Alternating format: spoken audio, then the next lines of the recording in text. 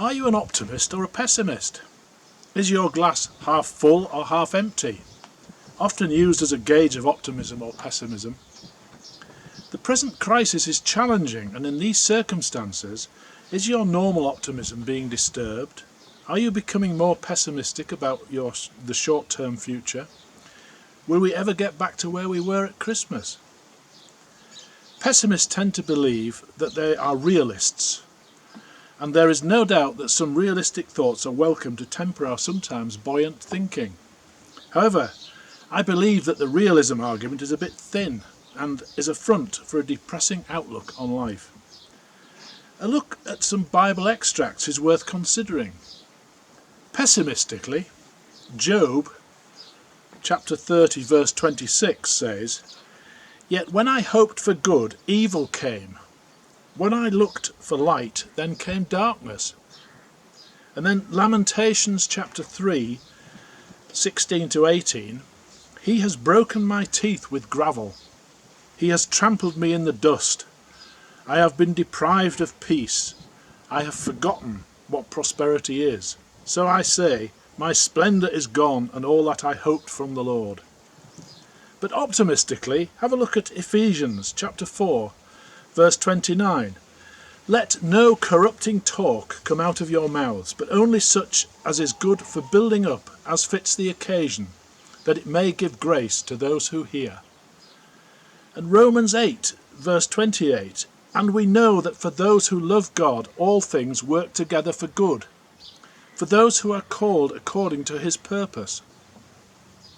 And Philippians chapter 4, verse 13, "I can do all things through him who strengthens me." You may know the Footprints poem, and for those that do, I make no apology for reading it. "One night I dreamed a dream. As I was walking along the beach with my Lord, across the dark sky flashed scenes from my life. For each scene I noticed two sets of footprints in the sand, one belonging to me and one to my Lord. After the last scene flashed before me, I looked back at the footprints in the sand. I noticed that at many times along the path of my life, especially at the very lowest and saddest times, there was only one set of footprints. This really troubled me, so I asked the Lord about it. "Lord, you said once I decided to follow you, you'd walk with me all the way. But I noticed that during the saddest and most troublesome times of my life, there was only one set of footprints. I don't understand why, when I needed you most, you would leave me." He whispered, "My precious child, I love you and will never leave you, never ever during your trials and testings.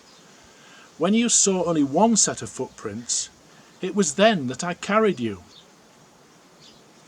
During this time of lockdown, we hear stories of people understandably becoming depressed and pessimistic about their future. There is a prediction that mental illness will rise and that there will be an increase in the number of divorces.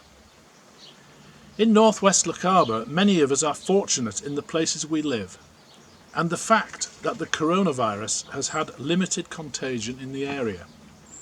However, this is still an anxious time when we do not know what the future holds.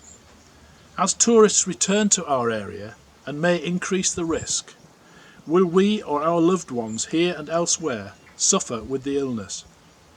Our restaurants and accommodation are reopening, which encourages travel and contact with people. If business does not open, then our livelihoods are in danger. Oscar Wilde once said, "We are all lying in the gutter, but some of us are looking up at the stars." My glass is half full, and I believe that the Father and Jesus will provide the guiding hand we need to take us forward. If we believe in Jesus, he will carry us through these challenging times until we can get back on our own feet on the sand and go forward with optimism.